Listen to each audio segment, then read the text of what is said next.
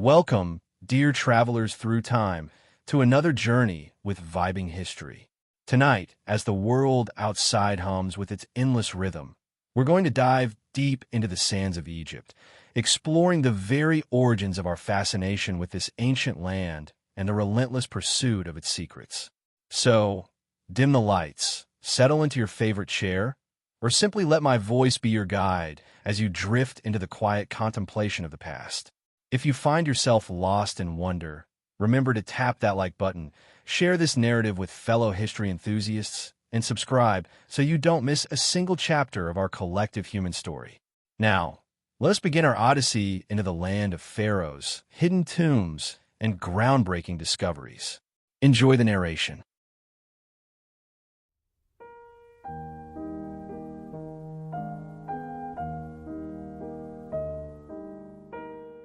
The silent sands of Egypt, for millennia, held secrets buried deep beneath their shifting surface. For centuries, the glories of a civilization that once illuminated the ancient world lay dormant, a riddle wrapped in enigma, waiting for the right key to unlock its monumental past. And in a stroke of destiny, or perhaps sheer fortunate circumstance, that key arrived in the most unlikely of forms.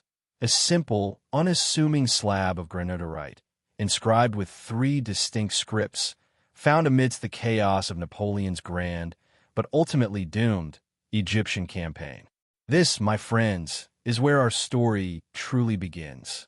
The tale of the Rosetta Stone, a discovery so profound, so utterly transformative, that it didn't just open a door to ancient Egypt, it ripped open the very fabric of time, allowing the voices of pharaohs, priests, and common folk to echo once more across the millennia. Before this moment, ancient Egypt was a land of mute monuments, its incredible history locked away behind the impenetrable veil of hieroglyphic script. Imagine standing before the towering temples of Karnak or the serene Sphinx, knowing that every intricate carving, every painted scene, held a story, a prayer, a decree, but understanding not a single word. It was like gazing at a breathtaking, epic poem written in an alien tongue. The Western world, since Napoleon's invasion in 1798, had been seized by an insatiable passion for Egyptian antiquities. It was a fever, a fascination that drew adventurers, scholars, and treasure hunters alike to the banks of the Nile. But even with all this burgeoning interest, and indeed all the digging and cataloging that began to take place, a fundamental piece of the puzzle was missing: the language itself. Now, it's important to understand the context of these early days of Egyptology. The concept of systematic, careful archaeology, as we know it today, was still in its infancy. Many early excavators, driven by curiosity, profit, or simply a desire to acquire magnificent artifacts for European collections, were less concerned with preservation and more with extraction. It was a wild, often chaotic period where valuable historical context was sometimes lost in the haste of discovery. Enter William Matthew Flinders Petrie, an English Egyptologist who, in the mid-1880s, revolutionized the field. He's often called the father of Egyptian archaeology, and for good reason. Petrie introduced rigorous archaeological techniques, meticulous field preservation, detailed recording of finds, and methodical excavation. He understood that the dirt around an artifact could tell as much of a story as the artifact itself. His work laid the foundation for the scientific approach to archaeology that would eventually become standard.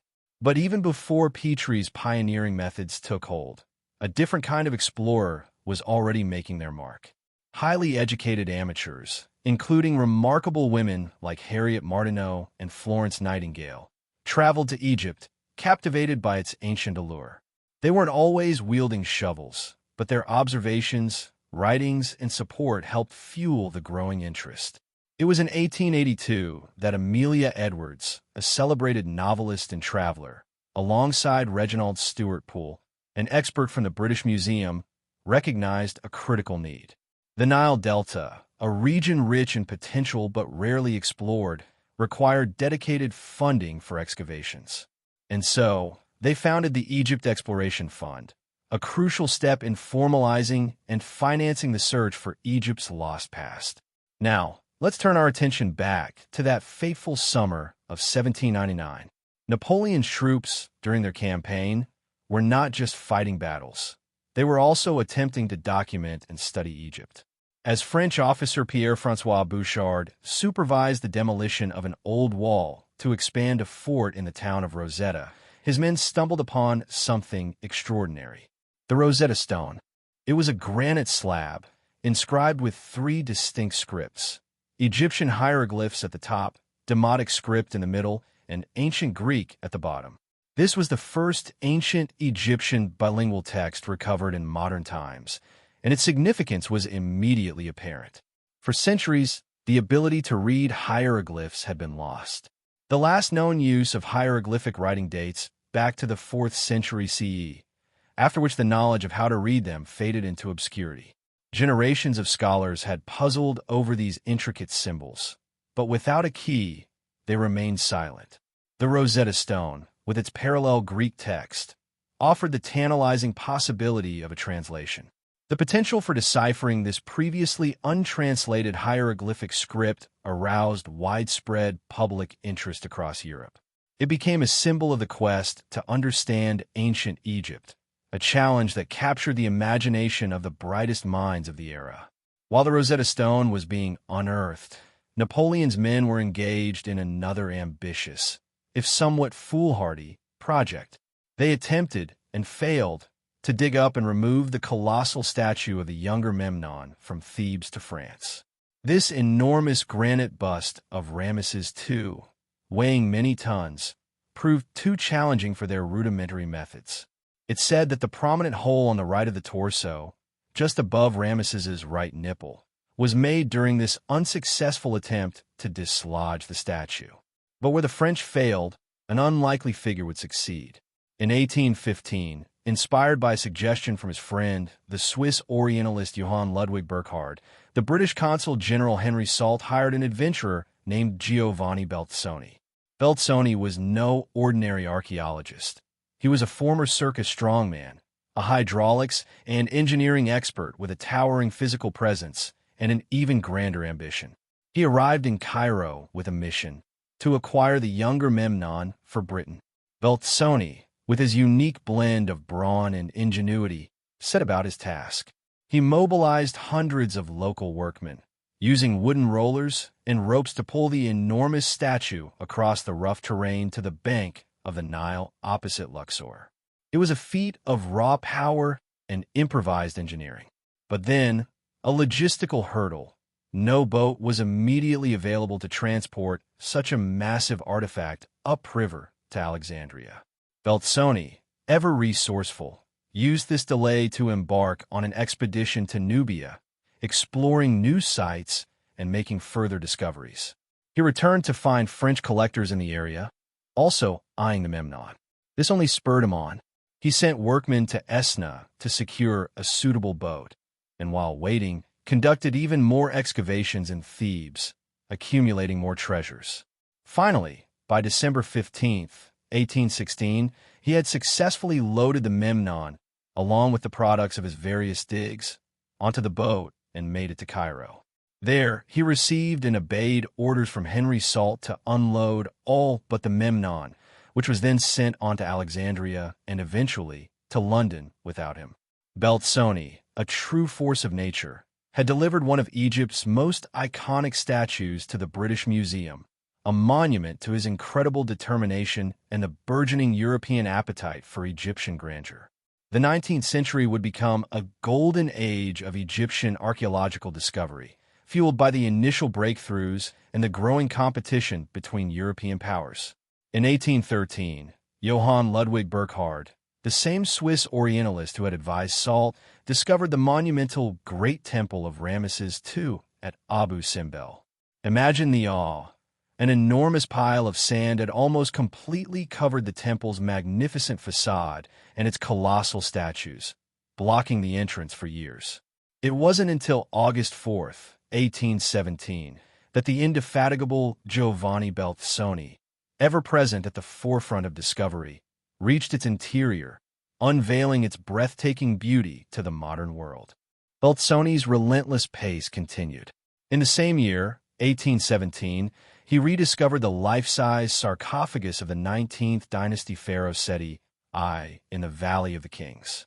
Then, in 1820, another colossal find, the 3,200-year-old statue of Ramesses II, unearthed by Giovanni Battista Caviglia at the Great Temple of Ptah near Memphis.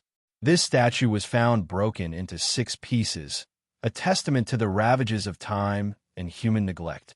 Though early attempts at restoration failed, this colossus would eventually find its place in the modern era, famously moved by Egyptian Prime Minister Gamal Abdel Nasser in 1955 to Bab al-Hadid Square in Cairo.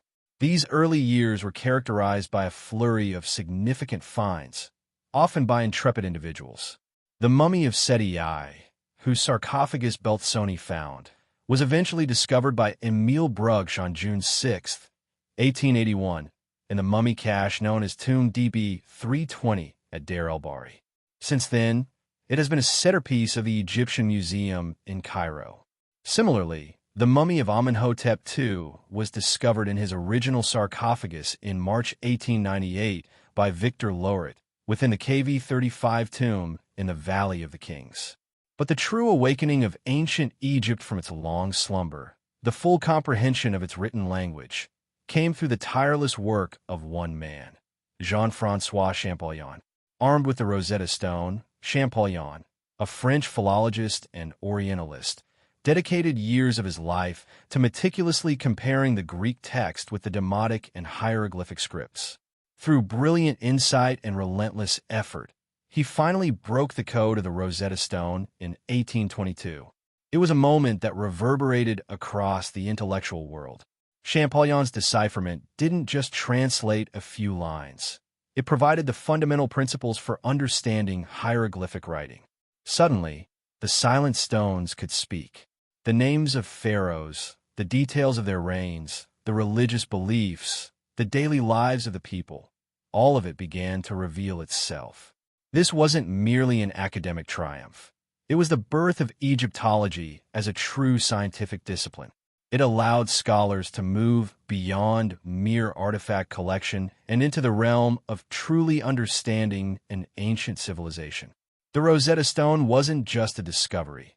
It was the ultimate unlock, a key that opened the floodgates of knowledge and imagination, allowing us to connect with the ancient Egyptians in a way that had been impossible for nearly 2 millennia. The awakening was complete, and the journey into Egypt's past had just truly begun.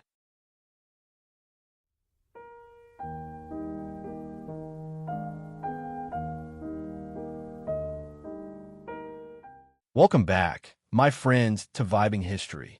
Settle in, dim the lights if you can. Tonight, we continue our journey through the sands of time, not just to observe, but to truly feel the echoes of an ancient world, a world meticulously pieced together by those who dared to look beneath the surface.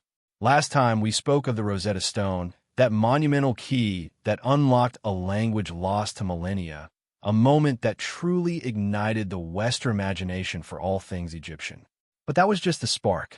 Tonight, we delve into the roaring fire that followed, a tale of daring adventurers, meticulous scholars, and the breathtaking discoveries that brought the pharaohs, particularly one golden king, back into the light. The archaeology of ancient Egypt is not merely the digging up of old things. Oh no, it is a branch of Egyptology itself, a discipline born of obsession and refined through centuries. From the first casual curiosity to the highly sophisticated science we see today, it's a story of uncovering not just artifacts, but entire civilizations. The late 18th century, with Napoleon's audacious invasion of Egypt in 1798, marked a pivotal moment. It wasn't just a military campaign, it was a cultural awakening. French scholars and artists accompanying the army documented everything, their intricate drawings and detailed reports fueling a fervent, almost insatiable Western passion for Egyptian antiquities. Suddenly, the ancient civilization wasn't just a myth, it was a tangible, colossal reality, waiting to be understood. Fast forward to the modern era, and the landscape is vastly different. No longer the wild west of tomb raiding, excavation in Egypt is now under the stringent control of the Ministry of State for Antiquities. Permits are required, strict ethical guidelines are enforced, and the field has embraced cutting-edge technology. We're talking geophysical methods, remote sensing techniques, satellite imagery that can literally see through the earth to detect buried structures. This isn't just shovels and brushes anymore. It's a high-tech detective story unfolding beneath the scorching sun. Prominent Egyptologists like Zahi Hawass and Sarah Parcak are leading the charge, using these tools to unveil secrets that were once utterly inaccessible. But let us not forget the pioneers. William Matthew Flinders Petrie, often hailed as the father of Egyptian archaeology, was a revolutionary in the mid-1880s. Before Petrie, archaeology was, to put it mildly, a bit chaotic. People dug for treasures, often destroying invaluable contextual information in their haste. Petrie introduced the rigorous techniques of field preservation, meticulous recording, and a systematic excavation methodology that transformed the discipline. He understood that the dirt between the artifacts was often as important as the artifacts themselves. He taught future generations that every shard of pottery, every broken bone, held a piece of the story. And it wasn't just men in dusty pith helmets. Highly educated amateurs, including remarkable women like Harriet Martineau and Florence Nightingale, traveled to Egypt, driven by intellectual curiosity and a thirst for knowledge. In 1882, Amelia Edwards, a formidable writer and traveler, along with Reginald Stewart Poole from the British Museum, recognized the dire need for organized funding. They founded the Egypt Exploration Fund, a crucial initiative to finance systematic excavations in the often overlooked Nile Delta. Their foresight helped preserve countless sites that might otherwise have been lost to haphazard digging. Now, let's cast our minds back to those earliest, thrilling, and sometimes rather clumsy excavations. We spoke of the Rosetta Stone's discovery in 1799. But even before its decipherment, the sheer scale of ancient Egypt captivated. Consider the colossal statues, the younger Memnon, for instance. Napoleon's men, during their 1798 expedition, actually tried and failed to dig up and remove this immense statue to France. Imagine the sheer audacity, the monumental effort, and the logistical nightmare of attempting such a feat in that era. It was during this very attempt that the now famous hole on the right of the torso, just above Rameses's right nipple, is said to have been made, a testament to their determined, if ultimately unsuccessful, endeavor. But the British, not to be outdone, soon entered the fray. In 1815, following a suggestion from his friend Johann Ludwig Burckhardt, the British consul General Henry Salt hired an adventurer of colossal stature and even greater ingenuity, Giovanni Belzoni. Belzoni, a former circus strongman with a surprising knack for hydraulics and engineering, was tasked with the Herculean effort of moving the younger Memnon. He succeeded where Napoleon's men failed. With hundreds of workmen, using wooden rollers and ropes, he managed to pull the massive statue to the banks of the Nile, opposite Luxor. However, the complexities of ancient logistics meant no boat was immediately available. So, with characteristic entrepreneurial spirit, Belzoni embarked on an expedition to Nubia, returning by October. Meanwhile, with French collectors also sniffing around, eager to claim any unguarded antiquities, Belzoni dispatched workmen to Esna to secure a suitable boat. He then used the interim to conduct further excavations in Thebes, revealing even more treasures. Finally, by December 15, 1816, he loaded the fruits of these digs, including the monumental Memnon, onto the boat and brought it to Cairo. There, under Salt's orders, everything but the Memnon was unloaded, and the colossal statue continued its journey, without Belzoni, to Alexandria and then on to London. A true saga of muscle, ingenuity, and international rivalry over ancient stone. The 19th century exploded with discoveries, each one more awe-inspiring than the last. Johann Ludwig Burckhardt, the Swiss Orientalist, stumbled upon the great temple of Ramesses II at Abu Simbel in 1813. Burckhardt saw only the tops of the colossal statues peeking out from beneath an enormous pile of sand. It would be another 4 years before Belzoni, ever the trailblazer, reached its interior on August 4, 1817, revealing the breathtaking facade in all its glory. That same year, Belzoni made another monumental find, the sarcophagus of the 19th dynasty Pharaoh Seti I, rediscovered in the Valley of the Kings. And in 1820, at the Great Temple of Ptah near Memphis, Giovanni Battista Caviglia unearthed the massive, 3,200-year-old statue of Ramesses II. This statue, found in 6 broken pieces, defied earlier restoration attempts. It wasn't until 1955 that Egyptian Prime Minister Gamal Abdel Nasser successfully moved and reassembled it in Bab al-Hadid Square in Cairo, a symbol of a nation reclaiming its ancient heritage. The meticulous work of Egyptologists continued throughout the century. On June 6, 1881, Emil Brugsch made a truly sensational discovery: the mummy of Seti I himself, found in the famous mummy cache, Tomb DB 320 at Deir el-Bahri. And in March 1898, Victor Loret, in the KV-35 tomb in the Valley of the Kings, located the mummy of Amenhotep II, still within its original sarcophagus. These finds were not just artifacts. They were the actual remains of pharaohs, once thought lost forever, now staring back across the millennia. As the 20th century dawned, the pace of discovery only intensified, fueled by more systematic approaches and increasing international collaboration. In 1904, Ernesto Schiaparelli unveiled the tomb of Nefertari, QV66, a masterpiece of ancient Egyptian art. Imagine descending those rock-cut steps into the antechamber, adorned with paintings from the Book of the Dead, leading to a breathtaking astronomical ceiling, dark blue with countless golden, 5-pointed stars. The elaborate depictions of Nefertari being presented to the deities, the vestibule, and finally, the vast quadrangular burial chamber, its astronomical ceiling supported by 4 fully decorated pillars, a true testament to the opulence and spiritual depth of ancient Egyptian royalty. Then came the tantalizing mystery of KV-55. In January 1907, Edward R. Ayrton uncovered its entrance, a find that quickly drew the attention of Theodore M.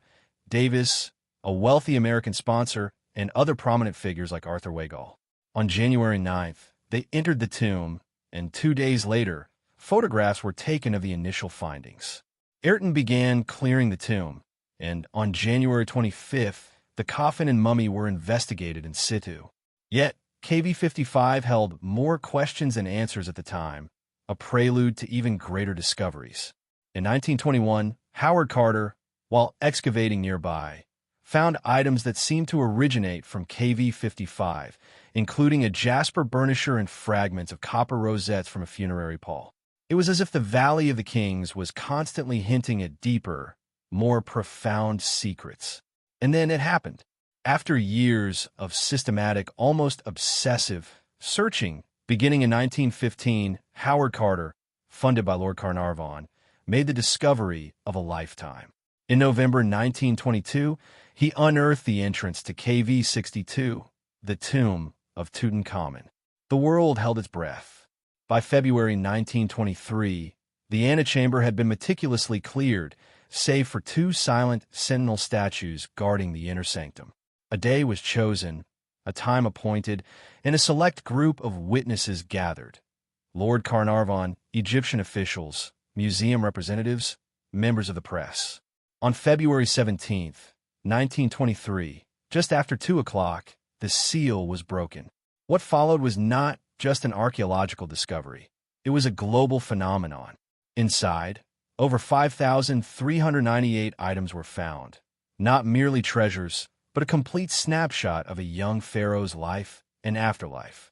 A solid gold coffin, the iconic face mask that stares out from countless history books, thrones, archery bows, trumpets, a delicate lotus chalice, gold toe stalls, furniture, food, wine, sandals, even fresh linen underwear. It took Howard Carter a painstaking 10 years to catalog every single item, each one a whisper from a forgotten age. The Pharaoh's golden shadow had emerged, casting its brilliant light across the modern world. But the story of Egyptian archaeology is not just about kings and pharaohs. In 1954, Egyptian archaeologist Kamal El-Malik made a fascinating discovery: a ship carefully disassembled and buried in pieces right beside the Great Pyramid of Khufu. This ship, largely built of Lebanon cedar planking using a unique shell-first construction technique with unpegged tenons, offered unparalleled insights into ancient shipbuilding. It was built with a flat bottom, no actual keel, and its planks and frames were ingeniously lashed together with halfa grass. Reconstructed from 1,224 pieces laid out in a logical, disassembled order, this Khufu ship became a testament to the sophisticated engineering of the ancient Egyptians. The Valley of the Kings continued to yield its secrets. Though KV-5, the tomb of Ramesses' two sons, was partially excavated as early as 1825, its true, immense extent was not fully understood until 1995, when Kentar Weeks and his team truly explored it. It proved to be the largest tomb in the Valley of the Kings, originally housing the mummified remains of some of this king's estimated 52 sons. As of 2006, approximately 150 corridors and chambers had been located, with estimates suggesting there could be as many as 200. Imagine the scale of that royal lineage, preserved in stone. As we moved into the 21st century, the field of Egyptian archaeology embraced new frontiers, quite literally. In June 2000, the European Institute for Underwater Archaeology, directed by Frank Gaudio, in collaboration with the Egyptian Ministry for Antiquities, made a truly astounding discovery: the ancient sunken city of Thonis Heraclean in today's Abu Qir Bay. Statues of colossal kings and queens, now displayed in the Grand Egyptian Museum, emerge from the depths, along with countless artifacts that tell the story of a vibrant port city swallowed by the sea. The dry land, of course, continued to give up its secrets. In June 2011, a French team, led by Pierre Taulet and Gregory Mourad, restarted work at a site that yielded a truly extraordinary find in 2013, hundreds of papyrus fragments, dating back 4,500 years. This collection of ancient papyrus, now housed in the Egyptian Museum in Cairo, was hailed by Zahi Hawass as the greatest discovery in Egypt in the 21st century. These weren't just decorative texts. They contained administrative records, revealing the daily lives and operations of the people who built the pyramids. The past decade alone has seen an astonishing flurry of activity. In March 2017, an Egyptian-German team unearthed an 8-meter, 3,000-year-old statue, initially thought to be Ramesses II, but later identified as King Psammetic I. That same year, in August, 5 mud brick tombs dating back nearly 2,000 years were found at Bir esh-Shagala, revealing gilded masks and ancient, still undeciphered writing on pottery. Underwater, in November 2017, 3 2,000-year-old Roman-era shipwrecks were discovered in Alexandria's Abu Qir Bay. The discoveries continued to pour forth. The head of a bust of Roman Emperor Marcus Aurelius at the Temple of Kam-Ombo in April 2018, a shrine of the god Osiris Taneb, dating to the 25th dynasty, in the Temple of Karnak in Luxor. In July 2018, a German-Egyptian team unearthed an extremely rare gilded burial mask from the Sate Persian period in Saqqara, the first such mask found since 1939. Imagine the thrill of seeing eyes covered with obsidian, calcite, and black gemstones still gleaming from the depths of time. Then, there was the notorious 30-ton black granite sarcophagus found in Alexandria in July 2018. It contained 3 damaged skeletons in red-brown sewage water, likely a family burial. The headlines were captivated, though the contents, alas, were rather less glamorous than hoped. In September 2018, a sandstone Sphinx statue from the Ptolemaic dynasty was found at Kam-Ombo. The same month, dozens of mummy caches 2,000 years old were discovered in Saqqara by a Polish team. November 2018 brought further wonders from Saqqara. 7 ancient tombs, some dating back over 6,000 years, filled with collections of scarab and cat mummies, alongside 100 gilded and wooden statues of cats dedicated to the goddess Badet. In the Assasif Valley near Luxor, France's University of Strasbourg announced the discovery of 2 sarcophagi over 3,500 years old, with perfectly preserved mummies and nearly 1,000 funerary statues. One of these tombs, adorned with vibrant paintings, was even open to the public, offering an unprecedented glimpse into the past. The pace of discovery shows no sign of slowing. January 2019 saw the revelation of 20 tombs from the Second Intermediate Period in Qam al-Kelgan, filled with animal remains, amulets, and pottery. In February 2019, 50 mummy collections, including those of children, were found in the Tuna el-Gebel site in Minya.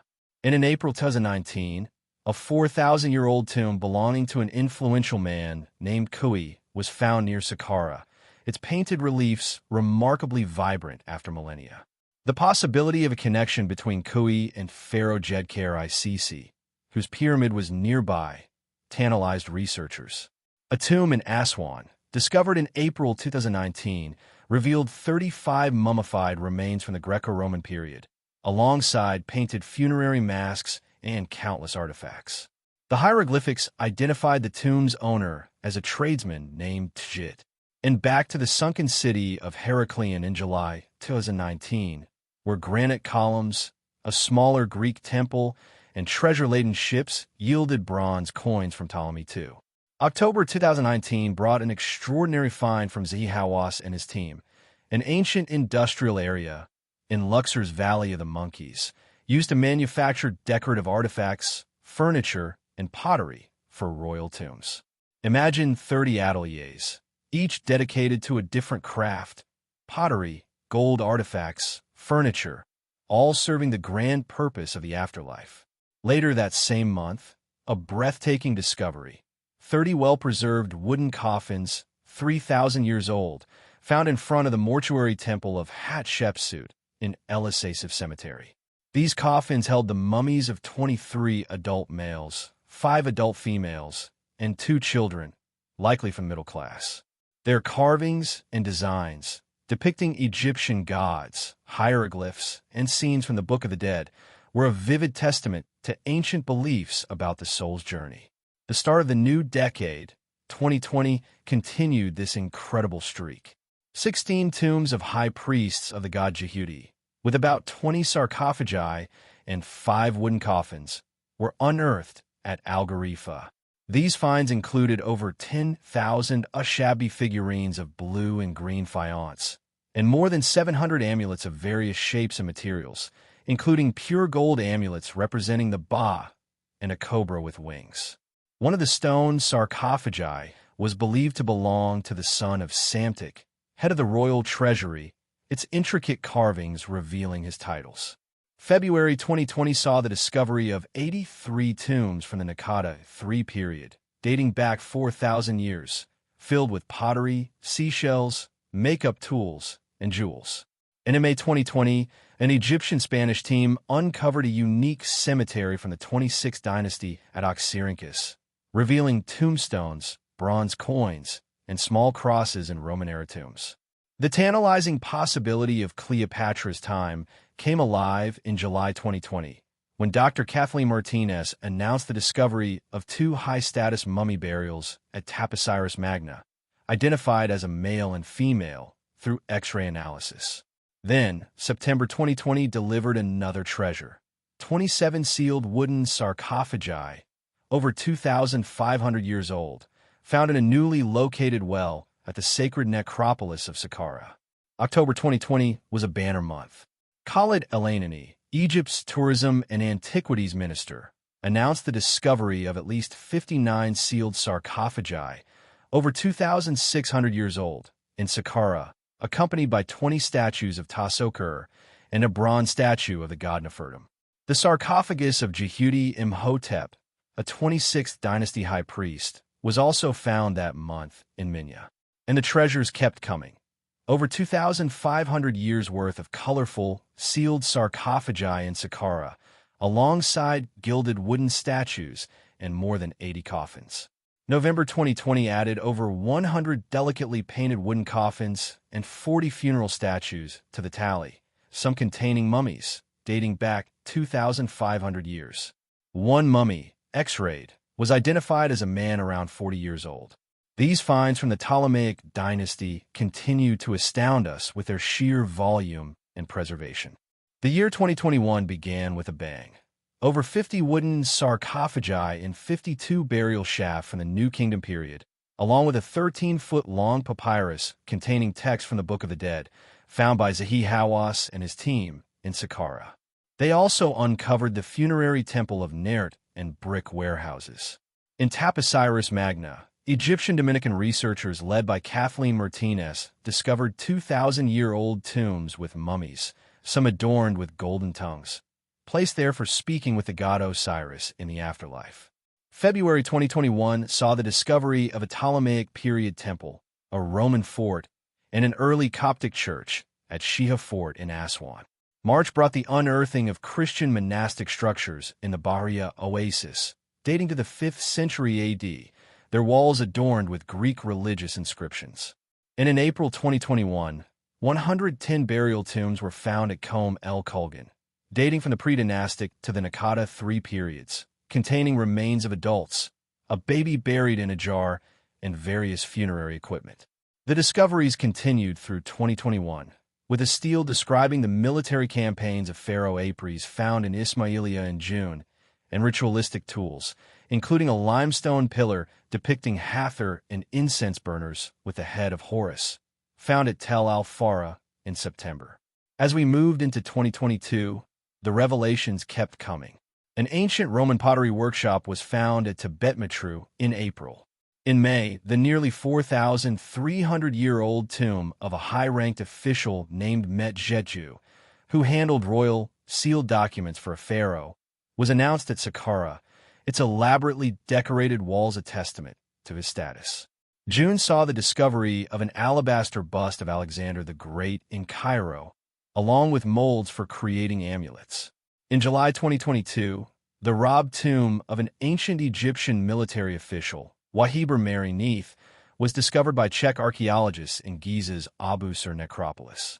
His white limestone sarcophagus, nested inside a basalt one, bore inscriptions from the 72nd chapter of the Book of the Dead. And in August, Polish archaeologists announced the discovery of a 4,500-year-old temple dedicated to the sun god Ra, made from mud bricks, complete with storage rooms, cultic spaces, and countless beer jars and seal impressions, some from Pharaoh Shepseskare. The year 2023 continued this extraordinary saga.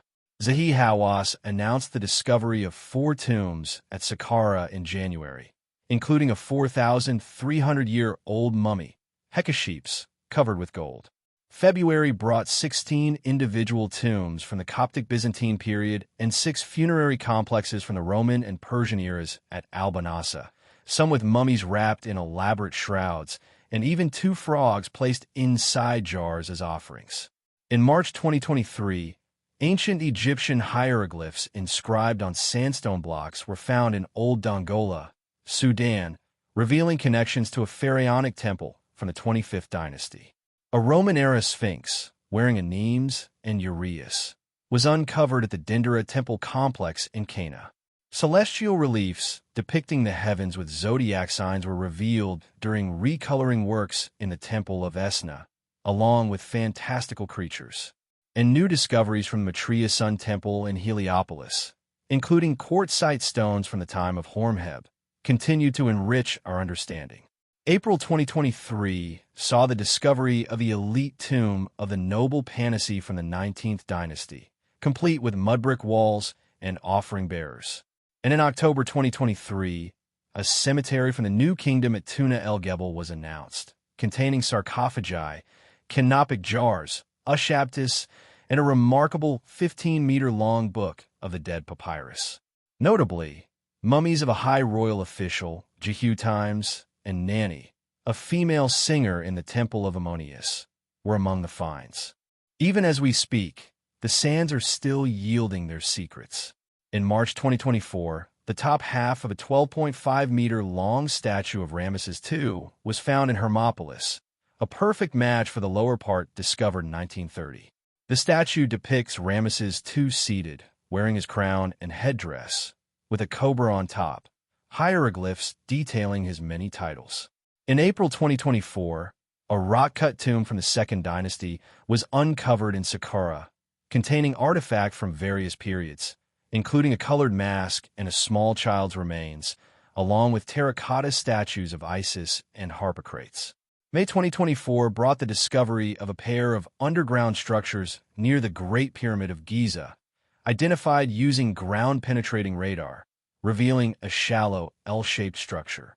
In July 2024, stele, inscriptions, and miniature images of pharaohs like Amenhotep III and Thutmose IV were uncovered beneath the Nile waters in Aswan, artifacts initially discovered in the 1960s, but now undergoing further study.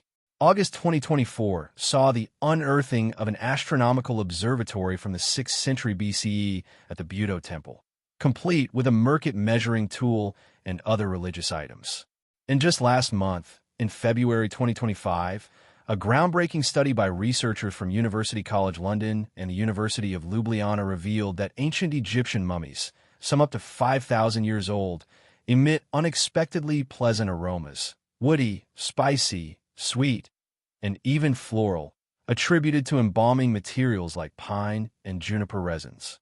This not only offers insights into mummification, but suggests that museums might one day recreate these historical smellscapes.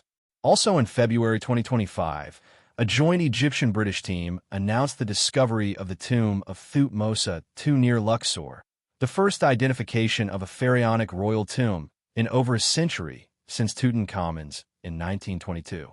Located in Wadi C, the tomb, designated Wadi C4, was identified through inscriptions on alabaster vessels bearing the names of Thutmose II and Hatshepsut. Though damaged by ancient flooding, fragments of funerary furniture and decorative elements like blue-painted ceilings with yellow stars were found. March 2025 brought stark evidence of forced labor. 2 sets of iron ankle shackles uncovered at the Gatsa gold mine in the eastern desert, dating to the 3rd century BCE, corroborating historical texts about the use of prisoners in these mines. And from the University of Pennsylvania Museum and Egypt's Supreme Council of Antiquities, a royal tomb at the Anubis Mountain necropolis in Abydos, dating to the 2nd Intermediate period. Though looted, its mud brick vaults and entrance adorned with Isis and Nephthys hint an unidentified pharaoh of the Abydos dynasty, deepening our understanding of this politically fragmented era. In Sohag, a Roman-era pottery workshop and a 7th century cemetery yielded 32 ostraca, pottery fragments inscribed with Demotic and Greek scripts detailing commercial transactions and tax records, illuminating Byzantine economic life. April 2025 unveiled a 3,400-year-old settlement at Qom el-Nugus, west of Alexandria, a new kingdom-era town with organized urban planning, including a drainage system and a street designed to protect buildings. A temple by Ramesses II and private funerary chapels for military personnel suggest a possible military function. An amphora jar stamped with the name of Meritaten, daughter of Akhenaten and Nefertiti, indicates royal wine production and early occupation linked to Akhenaten's rule.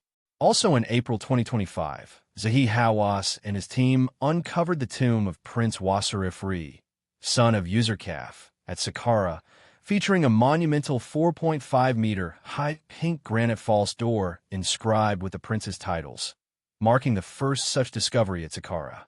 This tomb, also containing a red granite offering table and statues, suggests reuse during the late period. In May 2025, 3 tombs of prominent statesmen from the New Kingdom were discovered in the Dra Abu el-Naga necropolis in Luxor, their names and titles inscribed within. Also in May, the owner of Camp 23, a rock-cut tomb in the El Asasif necropolis, was identified as Ammonius Mess, a high-ranking official and mayor of Thebes during the Ramesside period, his tomb revealing his many titles and evidence of later reuse. And most recently, in June 2025, British archaeologists unearthed the remains of the ancient city of Imet at Tel Al-Faraon, revealing residential buildings, granaries, artifacts, and animal shelters from the early or mid-4th century BCE. Imet, a significant center in Lower Egypt, was known for a substantial temple dedicated to the goddess Wadjet, reused during the reigns of Ramses II and Ahmesis II, attracting pilgrims and merchants. And finally, 3 Old Kingdom tombs were discovered at the Kubet Eloah necropolis in Aswan, dating to the late 6th dynasty, consisting of vertical shafts, courtyards, and offering tables, with human remains suggesting later reuse during the Middle Kingdom, offering insights into burial customs even for those of limited means. It's a testament to the enduring power of ancient Egypt that, even after centuries of exploration, it continues to reveal itself piece by painstaking piece. From the thrill of Beltsoni's brute force to the careful science of modern geophysical surveys, each discovery adds another brushstroke to the grand canvas of this phenomenal civilization. And it is this spirit, this relentless pursuit of knowledge, that defines the archaeology of ancient Egypt. An archaeology that, for generations, was often driven by foreign powers and collectors, has now, thankfully, been largely repatriated, with the Egyptian Ministry of Antiquities standing as its steadfast protector. Established way back in 1858 and now merged with the Ministry of Tourism, this body ensures that permits are controlled, sites are preserved, and the incredible heritage of Egypt remains for all the world to study and appreciate. The work is ceaseless, vital, and ongoing. The golden shadow of the pharaohs, once buried and forgotten, now shines brighter than ever, illuminated by the dedication of these silent heroes, the archaeologists. When we return, we will shift our gaze, looking beyond Egypt, to understand how modern archaeology, with all its unseen stories and cutting-edge techniques, continues to pull echoes from the deep and dust, shaping our understanding of the entire ancient world. Stay tuned and keep vibing with history.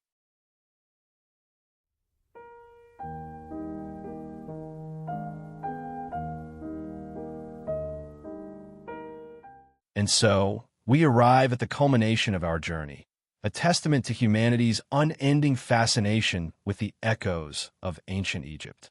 After venturing through the monumental decipherment of the Rosetta Stone, which truly lifted the veil from a lost civilization, and then diving deep into the golden shadow cast by Tutankhamun's astonishing tomb, we now stand at the precipice of the present. This final chapter echoes from the deep and dust. Modern archaeology's unseen stories isn't just a recount of recent finds. No, it's an ode to the tireless, methodical, and often deeply personal quest to connect with a past that, despite millennia, still whispers its secrets from beneath the shifting sands and the waters of the Nile. For centuries, Egypt's allure has captivated minds, but it was Napoleon's dramatic arrival in 1798 that truly ignited what we now call the Western passion for its antiquities. It wasn't just about conquest for him, it was also about discovery, even if sometimes misguided. Yet, from those initial, rather crude attempts at excavation, a rigorous scientific discipline was born.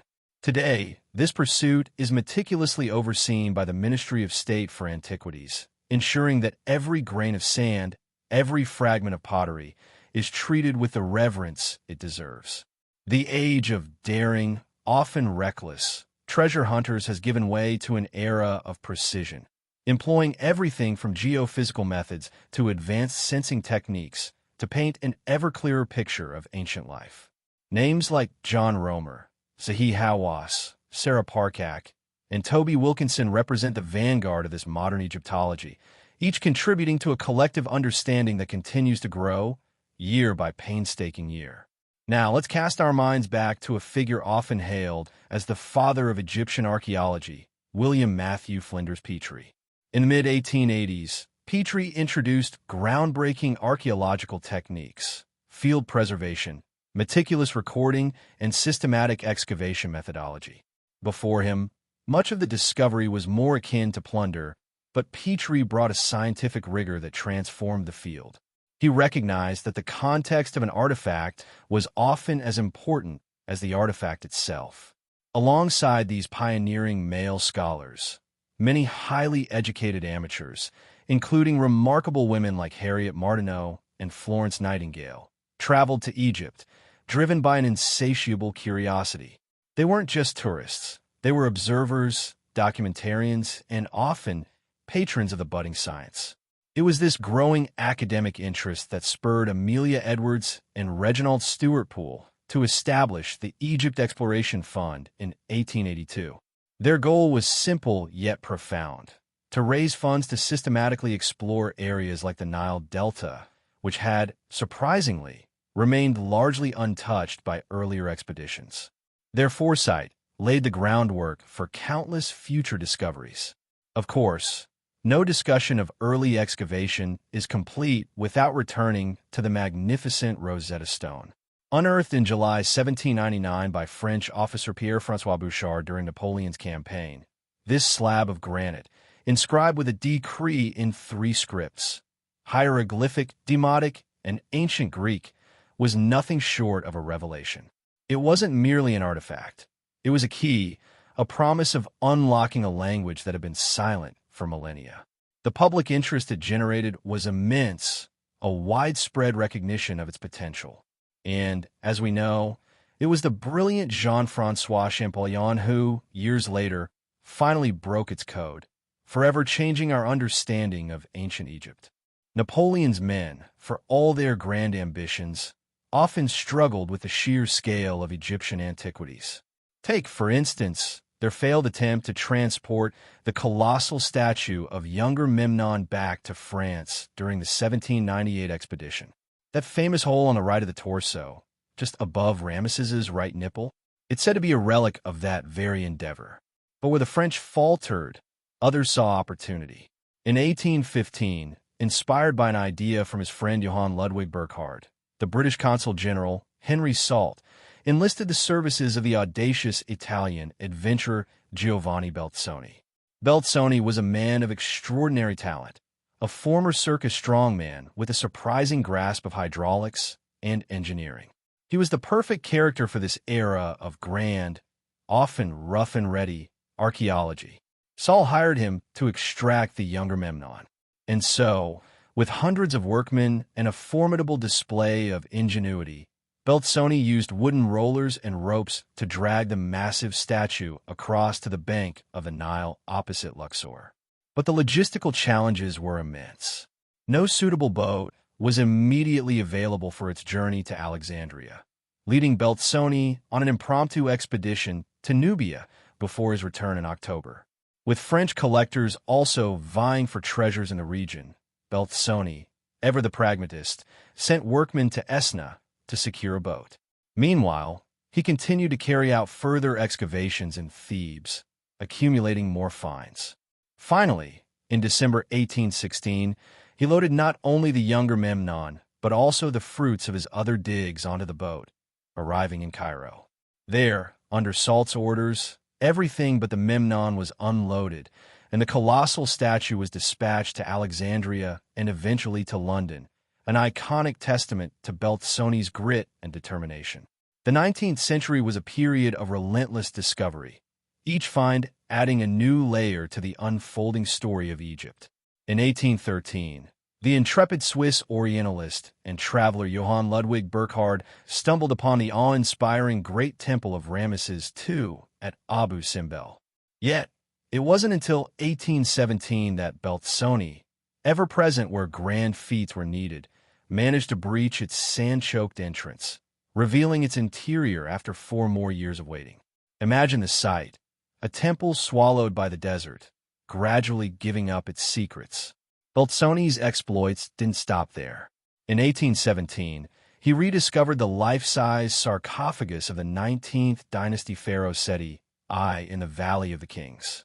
Then, in 1820, at the Great Temple of Ptah near Memphis, Giovanni Battista Caviglia unearthed the colossal, 3,200-year-old statue of Ramesses II, found in 6 pieces.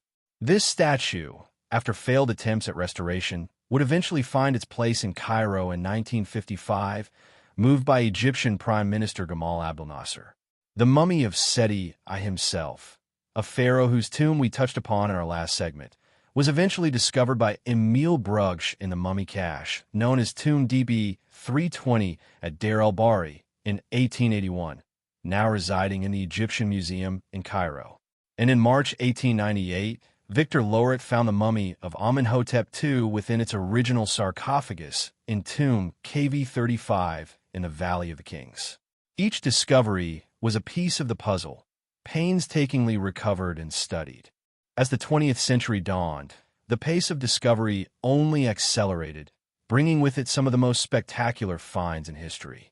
In 1904, Ernesto Schiaparelli unearthed the tomb of Nefertari, QV66, a queen whose beauty and significance were matched only by the exquisite artistry of her burial place. A flight of steps, carved directly from the rock, leads to an antechamber adorned with vibrant paintings from Chapter 17 of the Book of the Dead. Above, an astronomical ceiling, painted in dark blue and studded with golden, 5-pointed stars, mimics the heavens. The tomb's sheer scale is breathtaking. A vast, quadrangular burial chamber covering almost 970 square feet, its astronomical ceiling supported by 4 pillars, all entirely decorated. To step into Nefertari's tomb is to step into an ancient queen's vision of eternity, every surface a masterpiece of belief and devotion. Then came the enigmatic KV55. Its entrance was uncovered by Edward R. Ayrton on January 6, 1907, attracting the attention of Theodore M. Davis. Just days later, Ayrton, Davis, Joseph Lyndon Smith, and Arthur Weigall, representing the Antiquities Service, ventured inside. Photographs were taken, and Ayrton began the painstaking process of clearing the tomb, with the coffin and mummy investigated in situ on January 25, 1907. Intriguingly, in 1921, Howard Carter, while excavating south of Tutankhamun's tomb, discovered items that seemed to originate from KV55, including a jasper burnisher and fragments of copper rosettes from a funerary pall. These small details hint at the interconnectedness of these ancient burials, the way history often leaves tantalizing breadcrumbs for future generations to follow. But the name most synonymous with 20th century Egyptian archaeology is, of course, Howard Carter. After years of systematic, often frustrating, searching that began in 1915, Carter's perseverance was finally rewarded in November 1922, with the discovery of the tomb of Tutankhamun, KV62. By February 1923, the antechamber had been meticulously cleared, save for the 2 imposing sentinel statues guarding the inner sanctum. The day came to break the final seal, a moment of immense anticipation. On February 17, 1923, just after 2 o'clock, with Lord Carnarvon, Egyptian officials, museum representatives, and the press bureau staff as witnesses, that ancient seal was finally broken. What lay within defied imagination. 5,398 items. A solid gold coffin, the iconic face mask, thrones, bows, trumpets, a lotus chalice, Immate fetishes, gold toe stalls, furniture, food, wine, sandals, and even fresh linen underwear. It took Howard Carter a decade to catalog every single item, a testament to the sheer volume and exquisite craftsmanship of this young pharaoh's funerary treasures. The mid-20th century continued to yield wonders. In 1954, Egyptian archaeologist Kamal el-Malik made an extraordinary discovery, a ship buried in pieces, right beside the Great Pyramid of Khufu. This ship, largely constructed from Lebanon cedar planking using a shell-first technique, was a marvel of ancient engineering. Reconstructed from 1,224 pieces that had been carefully laid out in the pit, it offered invaluable insights into ancient Egyptian shipbuilding and ritualistic practices. Then, in 1995, Kent R. Weeks and his team truly uncovered the vastness of KV5, a tomb that had been partially excavated as early as 1825. It proved to be the largest tomb in the Valley of the Kings, once holding the mummified remains of an estimated 52 of Ramesses II's sons. As of 2006, approximately 150 corridors and chambers have been located, with estimates suggesting there could be as many as 200, a monumental testament to royal lineage and funerary ambition. As we transition into the 21st century, the tools and techniques available to archaeologists have become even more sophisticated, allowing for discoveries that were once unimaginable. In June 2000, the European Institute for Underwater Archaeology, IESM, led by Frank Gaudio, in cooperation with the Egyptian Ministry for Antiquities, made a truly breathtaking discovery: the ancient sunken city of Thonis Heraclean in Abu Qir Bay. Imagine an entire city swallowed by the sea, now slowly giving up its secrets. Colossal statues of a king and queen, along with a multitude of other artifacts, now grace the Grand Egyptian Museum and other institutions, tangible links to a submerged past. Further remarkable finds continue to surface from the depths of the desert. In June 2011, an archaeological team led by French Egyptologists Pierre Taulet and Gregory Mourad restarted work at a site that, in 2013, yielded hundreds of papyrus fragments dating back an astonishing 4,500 years. This collection, now exhibited at the Egyptian Museum in Cairo, was rightly hailed by Zahi Hawass as the greatest discovery in Egypt in the 21st century. These ancient documents offer unprecedented glimpses into the daily lives, administration, and beliefs of the Old Kingdom. The years that followed brought a rapid succession of discoveries. In March 2017, an Egyptian-German team unearthed an 8-meter, 3,000-year-old statue. Initially thought to be Ramesses II, it was later identified as likely depicting King Psamtik I. Alongside it, an 80-centimeter piece of a limestone statue of Pharaoh Seti II was also revealed. August 2017 saw the announcement of 5 mud brick tombs at Bir esh-Shagala, dating back nearly 2,000 years, complete with gold-gilded masks and ancient, as yet undeciphered pottery. That same year, in November, 3 2,000-year-old sunken Roman-era shipwrecks were found in Alexandria's Abu Qir Bay, offering insights into ancient maritime trade. April 2018 proved to be a particularly fruitful month. The head of a bust of Roman Emperor Marcus Aurelius was discovered at the Temple of Kam-Ombo. Concurrently, the shrine of the god Osiris-Taneb, dating to the 25th dynasty, was unearthed at the Temple of Karnak, revealing clay pots and a stone panel depicting offerings. Then came July 2018, a month of truly sensational revelations. A German-Egyptian team, led by Ramadan Badri Hussein, reported the discovery of an extremely rare gilded burial mask from the Sate Persian period in Saqqara, within a partly damaged wooden coffin. The last similar mask had been found in 1939. This one, with eyes covered in obsidian, calcite, and onyx-like gemstones, was declared a sensation by Hussein, a stark reminder of how few precious metal masks have survived ancient tomb looting. That same month, a 2,000-year-old, 30-ton black granite sarcophagus containing 3 damaged skeletons was found in Alexandria, sparking initial excitement about a potential royal burial, though it later turned out to be a family burial. The discoveries continued at a furious pace. September 2018 yielded a Ptolemaic-era sandstone Sphinx statue at the Temple of Kam-Ombo and dozens of caches of mummies, 2,000 years old, in Saqqara by Polish archaeologists. November 2018 brought a flood of cat mummies, scarab mummies, 100 gilded and wooden statues of cats, and a bronze statue of the cat goddess Batet from 7 tombs in Saqqara. Simultaneously, 2 sarcophagi with perfectly preserved mummies and around 1,000 funerary statues, more than 3,500 years old, were unearthed in the Asasif Valley near Luxor. As we moved into 2019 and 2020, the discoveries showed no signs of abating. January 2019 saw the revelation of 20 tombs from the Second Intermediate Period in Qam al-Kelgan, containing animal remains, amulets, and pottery. February 2019 brought 50 mummy collections from the Ptolemaic Kingdom at Tuna El Gebel, including 12 graves of children.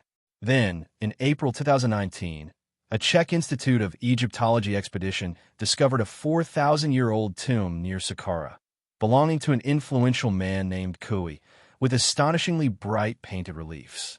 Another 35 mummified remains from the Greco-Roman period were found in Aswan that same month. The underwater realm continued to reveal its bounty in July 2019, with ancient granite columns, a smaller Greek temple, treasure-laden ships, and bronze coins from the reign of Ptolemy II discovered in the sunken city of Heracleion.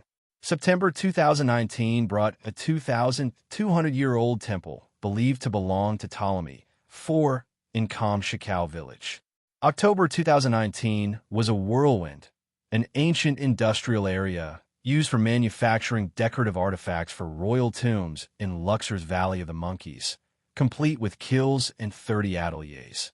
And then, 30 remarkably well-preserved 3,000-year-old wooden coffins containing mummies of adults and children in El Asasif Cemetery, adorned with scenes from Egyptian gods and the Book of the Dead. January 2020 saw the announcement of 16 tombs of high priests of the god Jehudi in Tuna El Gebel, dating to the 26th dynasty, alongside 20 sarcophagi, 5 well-preserved wooden coffins, over 10,000 Ushabti figurines, and more than 700 amulets, including some of pure gold. February 2020 revealed 83 tombs from the Naqada III period, dating back to 4000 BC, filled with pottery, shells, makeup tools, and jewelry. May 2020 brought a unique cemetery from the 26th dynasty at Oxyrhynchus, containing tombstones, bronze coins, and small crosses. The latter half of 2020 was a cascade of discoveries at Saqqara. In September, 27 sealed wooden sarcophagi, more than 2,500 years old, were found. October saw the dramatic announcement of at least 59 more sealed sarcophagi with mummies, along with statues of Tasokur and a bronze statue of the god Nefertum. That same month, the sarcophagus of Jehudi Imhotep, a 26th dynasty high priest, was unearthed. By November 2020, archaeologists had uncovered over 100 delicately painted wooden coffins and 40 funeral statues, many containing mummies dating back 2,500 years, alongside funeral masks, canopic jars, and amulets. One open coffin revealed a 40-year-old man, a poignant echo from the distant past. And then, just in the past few years, the story of discovery continues to unfold. January 2021 brought the discovery of over 50 wooden sarcophagi from a new kingdom in Saqqara, along with a 13-foot-long papyrus containing texts from the Book of the Dead and the funerary temple of Nert. That same month, 2,000-year-old ancient tombs with golden tongues, dating to the Greek and Roman periods, were found at Taposiris Magna. Mummies with golden tongues meant to allow them to speak with Osiris in the afterlife, a truly profound and imaginative insight into their beliefs. February 2021 revealed a Ptolemaic period temple, a Roman fort, and an early Coptic church at Shiha Fort in Aswan. March 2021 saw the discovery of Christian monastic structures from the 5th century AD in Egypt's Baria Oasis, complete with ruins of 3 churches and monk cells adorned with Greek religious inscriptions and biblical passages. April 2021 brought 110 burial tombs at Qom el Kulgan, spanning the pre-dynastic period, Second Intermediate period, and Naqada III, containing adult remains, a baby buried in a jar, and various funerary equipment. The momentum carried into 2022. April saw an ancient Roman pottery workshop discovered at the Tibet Matru site. In May, the nearly 4,300-year-old tomb of a high-ranked official named Medjetu, a priest and inspector of royal property, was announced at Saqqara, adorned with intricate decorations. June 2022 brought an alabaster bust of Alexander the Great and molds for amulets from the Cairo Ministry of Antiquities. July saw the discovery of the robbed tomb of Wahibur Meri Neith, an ancient Egyptian military official from the late 26th and early 27th dynasties, in Giza's Abu Sir necropolis, containing 2 sarcophagi with inscriptions from the Book of the Dead. In August 2022, Polish archaeologists announced the discovery of a 4,500-year-old temple dedicated to the sun god Ra, made from mud bricks, complete with storage rooms, black and white plaster walls, and dozens of well-preserved beer jars and seals, including those of pharaohs from the 5th and 6th dynasties. And in 2023 and 2024, the discoveries have continued to reshape our understanding of ancient Egypt, pushing the boundaries of what we thought we knew. January 2023 brought the announcement of 4 tombs at Saqqara, including a 4,300-year-old mummy, Hekashepes, covered with gold, alongside the tombs of a priest-inspector, a secret keeper, and a judge and writer. February 2023 saw the uncovering of 16 individual tombs from the Coptic Byzantine period and 6 funerary complexes from the Roman and Persian eras at the Al-Banasa site, with 2 frogs remarkably placed inside jars as offerings. March 2023 was a particularly rich month. Ancient Egyptian hieroglyphs on sandstone blocks were found in Old Dongola, Sudan. A Roman-era sphinx, complete with a Nemes headcloth and Urias cobra, was unearthed at the Dendera Temple complex. Celestial reliefs depicting the heavens and zodiac signs were revealed during recoloring works in the Temple of Esna, featuring fantastical creatures. And new discoveries from the Maitreya Sun Temple, including quartzite stones from Horemheb's time, shed light on Heliopolis. In April 2023, the elite tomb of the noble Panacea from the 19th dynasty was discovered, featuring mudbrick walls and offering bearers.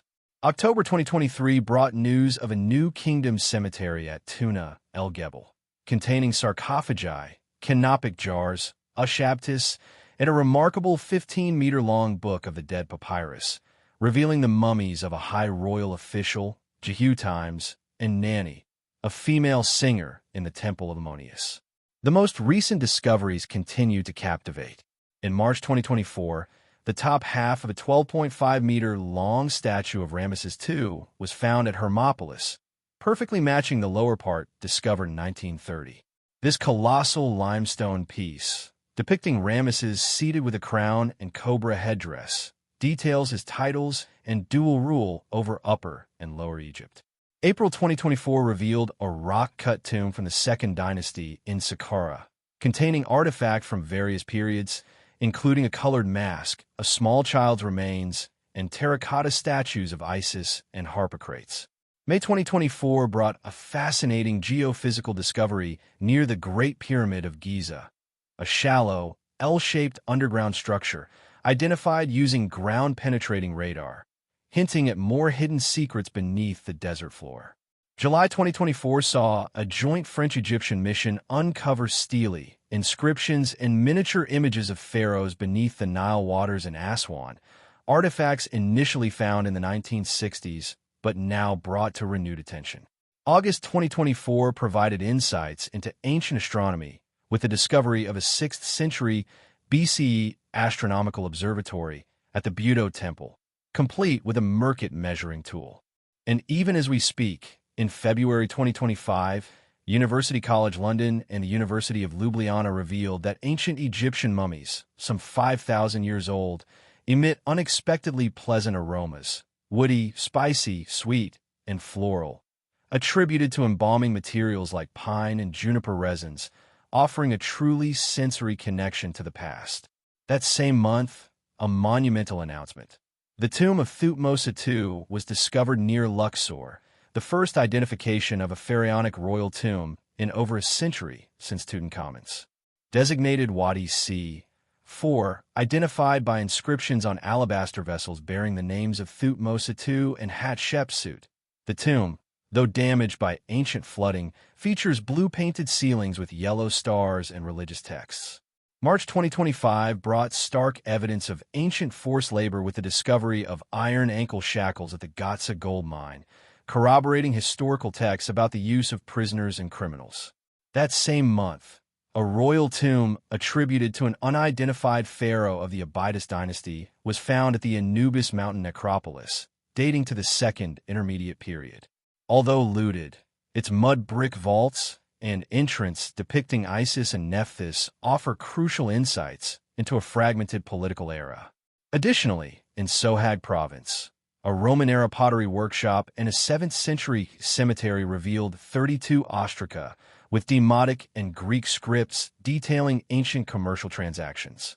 April 2025 saw the discovery of a 3,400-year-old New Kingdom settlement at Qam el-Nugus, west of Alexandria, revealing organized urban planning, a drainage system, and even a street designed to protect buildings. Structures included a temple by Ramesses II and private funerary chapels for military personnel, suggesting a military function.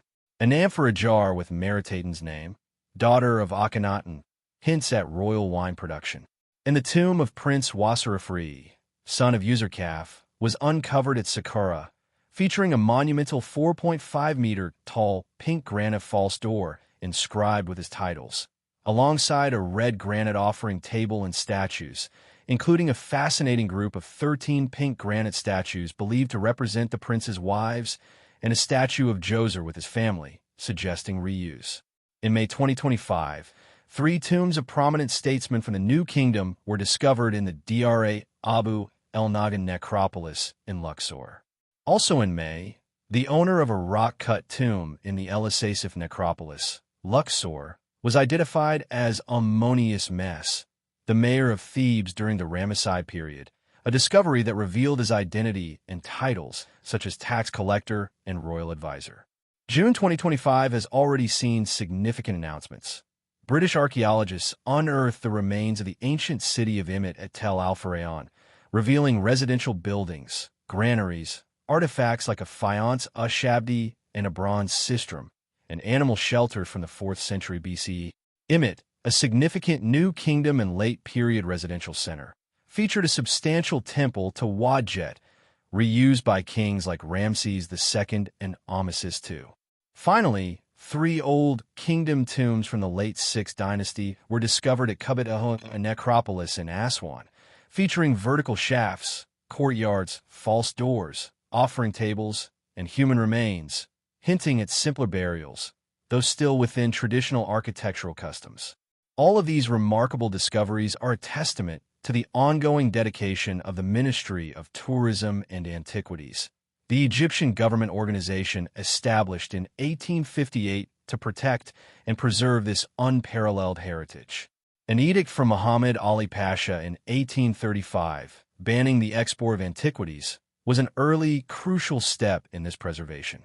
Today, the ministry, merged with the Ministry of Tourism in 2019, continues its vital work, even collaborating with institutions like the Getty Conservation Institute on projects like the management and conservation of Tutankhamun's tomb. This enduring saga of discovery reminds us that the sands of Egypt still hold countless secrets. Each dig, each analysis, each new technology brings us closer to understanding the lives, beliefs, and struggles of those who walked these lands millennia ago. The echoes from the deep and dust are not fading. They are, in fact, growing stronger, richer, and more compelling with every passing year. The story of ancient Egypt is not just a chapter in the past. It is a living, breathing narrative, constantly being rewritten and re-envisioned through the tireless work of modern archaeology. And for that, we can be eternally grateful. And so, our journey through the monumental tapestry of Egyptian archaeology conclude for tonight. From the first whispers of Western curiosity to the cutting-edge revelations of today, the sands continue to yield their astounding truths. I hope this deep dive has brought you both knowledge and a sense of calm reflection. If you enjoyed this exploration, please consider leaving a like, sharing it with someone who might appreciate the forgotten echoes of time, and subscribing for more profound narratives. Most importantly, I'd love to hear your thoughts in the comments below. What part of Egypt's archaeological saga captivated you most? And what other ancient mysteries would you like us to unravel together next? Until our next shared moment in history, keep vibing and keep curious.